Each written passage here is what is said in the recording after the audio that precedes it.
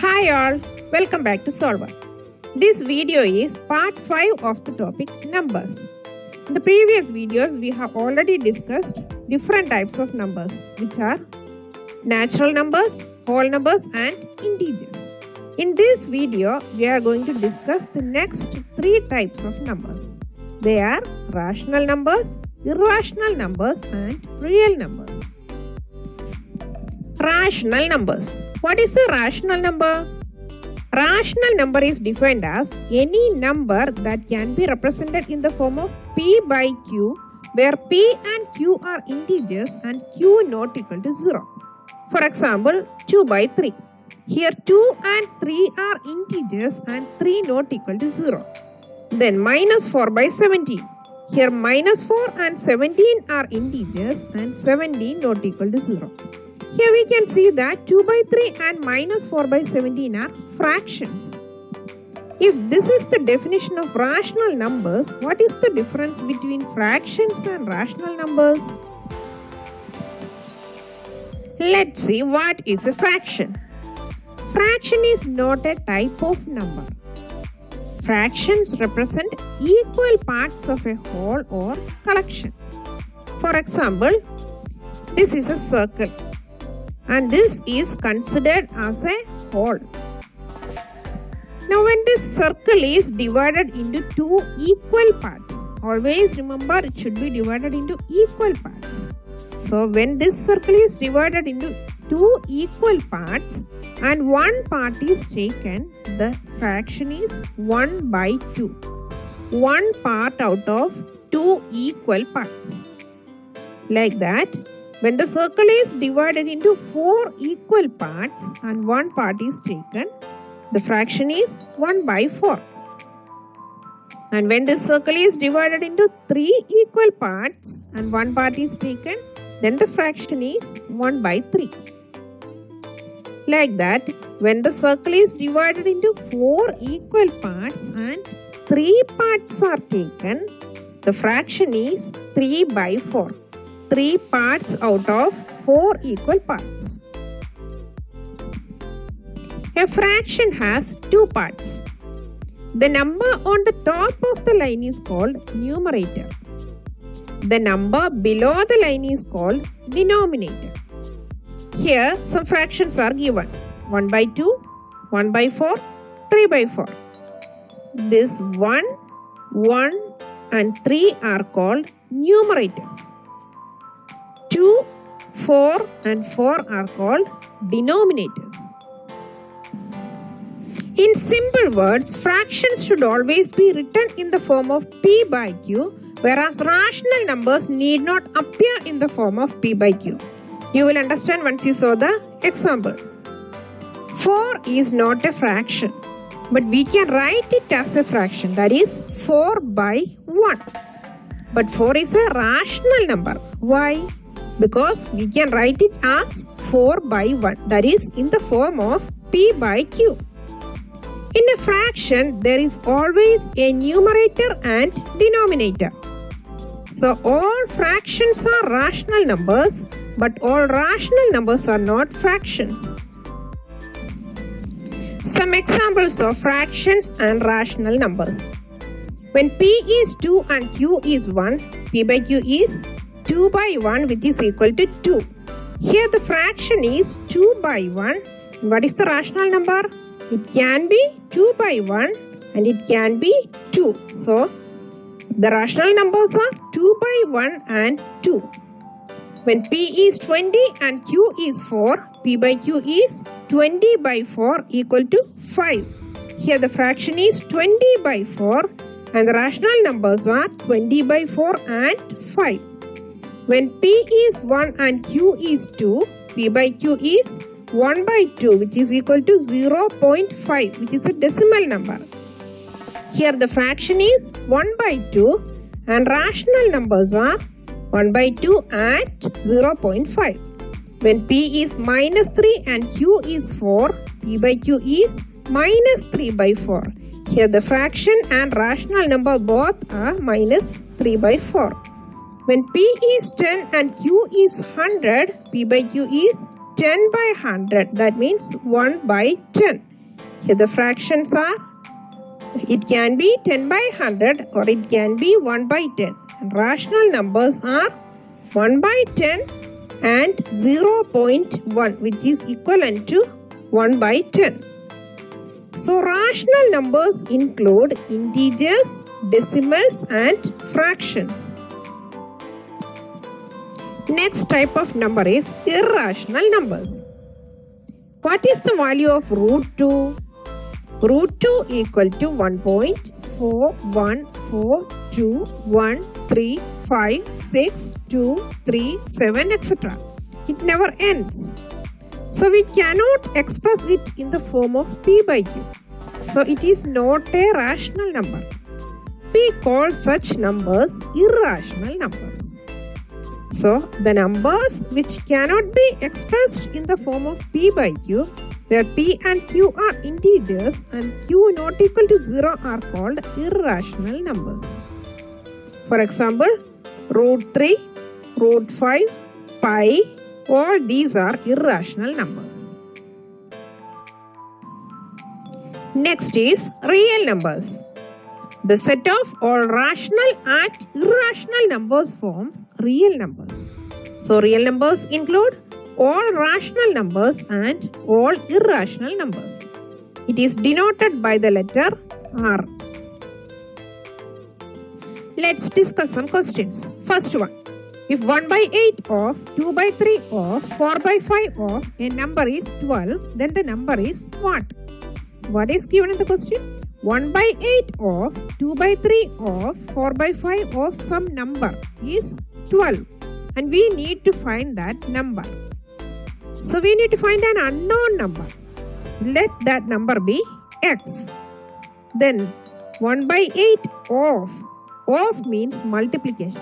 So 1 by 8 of means 1 by 8 into.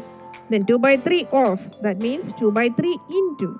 4 by 5 of means 4 by 5 into a number. We have already taken that unknown number as x. So into x, which is equal to 12. Here we are getting an equation. And we need to solve this equation. Solving the equation means finding the value of x. So for finding the value of x, we will keep only x in the left side and everything else we will bring to the right side. This 12 is already there in the right side, so we will write that. Then 8, 3 and 5 we are dividing in the left side. So in the right side we will multiply that. Then 1, 2 and 4 we are multiplying in the left side. So we will divide that in the right side. If there is any common factor, we can divide them. That means, or we can cut them. So 12 and 2 we can cut by 2 or we can divide by 2. 2 by 2 is 1. 12 by 2 is 6. Then 4 and 8 we can divide by 4. 4 by 4 is 1. 8 by 4 is 2. Now multiply this. 6 into 2 into 3 into 5 divided by 1 into 1 into 1 is 1 only. So when we multiply this, we get the answer as 180. Second question. A sum is divided between Varun and Anand such that 3 by 5th of the amount of Varun is equal to 5 by 7th of the amount of Anand. If Varun gets rupees 750, how much does Anand get? So in this question, what is given? 3 by 5th of the amount of Varun. That means 3 by 5 into amount of Varun, which is equal to 5 by 7th of the amount of Anand. So 5 by 7 into amount of Anand. Amount of Varun is already given in the question as rupees 750. Now substitute this value. So 3 by 5 into 750 is equal to 5 by 7 into amount of Anand. We have to find amount of Anand. So we will just exchange the sides. Then 5 by 7 into amount of Anand is equal to 3 by 5 into 750. So for finding amount of Anand, we will bring 5 by 7 to the right side of equal sign. So amount of Anand is equal to 3 by 5 into 750 is already there in the right side. Now we are bringing 5 by 7 to the right side. When we are bringing it to the right side, it will become just the opposite. That means 7 we will multiply and 5 we will divide. Now when there is a common factor, we can divide or cut. So 5 and 750 we can divide by 5. And we will get 150 here. Then 150 and 5 again we can divide by 5. And we will get 30 here. Now multiply this. 3 into 30 into 7 is equal to rupees 630. Question 3. 4 by 5th of a number exceeds its 2 by 3rd of 9 by 10th by 120. Find the number. Here we need to find an unknown number. So as usual we will take the number as x. Then what is given? 4 by 5th of a number. That means 4 by 5th of x. This exceeds its. That means that numbers 2 by 3rd of 9 by 10th by 120. 2 by 3rd of means 2 by 3 into. 9 by 10th of means 9 by 10 into what? Its. That means that number. So into x. So what is given here? 4 by 5th of x exceeds this by 120. So exceeds means more than. That means plus 120. So once again, 4 by 5th of x is 120 more than 2 by 3rd of 9 by 10th of x. Here if there is a common factor, we can divide it. So 2 and 10 we can cut by 2. Here we will get 5. Then 3 and 9 we can divide by 3. And here we will get 3. So this will become 3 by 5 into x plus 120. Here we are getting an equation. Now we need to solve this. So if there is more than one term with variables, we need to bring all the terms with variables to one side and all the constants to the other side. So this 3 by 5x we have to bring to the left side of equal sign. The sign of 3 by 5x is positive. So when we bring it to the left side, it will become negative. So 4 by 5x minus 3 by 5x is equal to 120. And here we are getting fractions. When we add or subtract fractions, we have to see the denominators. If the denominators are same, we can directly add or subtract numerators. But if the denominators are different, we need to find the LCM of the denominators and multiply each term with the LCM. Here the denominators are same, that is 5. So we can directly subtract the numerators. But for you to understand better, I am showing you the LCM method. Since both the denominators are same, the LCM is 5. Now we need to multiply each term with the LCM. So first term is 4x by 5 into LCM 5 minus second term is 3x by 5 into LCM 5 all divided by LCM 5 equal to 120. Now when there is common factor, we can cut it. Now remember, only in case of multiplication we can cut like this. So 5 and 5 we can cut. Then this 5 and 5 we can cut. What is left here? 4x minus 3x divided by 5 is equal to 120. Now 4x minus 3x is 1x or x divided by 5 equal to 120.